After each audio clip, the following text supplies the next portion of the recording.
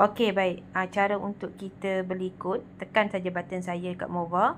Kemudian tekan button sertai yang kotak merah atas tu. Tekan dekat situ. Okey, dia akan keluar macam ni guys. Korang boleh pilih lah mana yang korang nak. Sama ada partner ataupun agent. Kak Fi pilih partner dekat atas.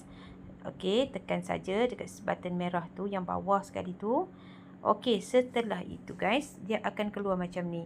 Terus buat bayaran RM214.92 termasuk SST. Korang buat payment bayaran macam biasa. Kak Fi pilih Maybank dan juga selepas tu Kak Fi pun bayar sekarang. Dia akan keluar macam ni guys. Dia akan keluar macam ni. Tunggu sekejap. Okey, tunggu sebentar. Setelah itu nanti guys, okey, korang bayar. Kalau katakan Maybank, Kak Fi pilih Maybank, dia akan keluar macam ni lah. Okey, lengkapkan username, password macam biasa. Okey, lepas tu dia akan keluar macam ni guys. Dan kemudian korang dah mula ada kod sendiri kat atas. Nampak tak, dapat kod masing-masing. Dan setelah itu korang tekan je kongsi pautan affiliate dan korang boleh jemput user, family-family yang terdekat dan kenalan-kenalan. Okey, follow 4 step ni saja guys. Okey, apa-apa boleh rujuk Kak Fi. Thank you.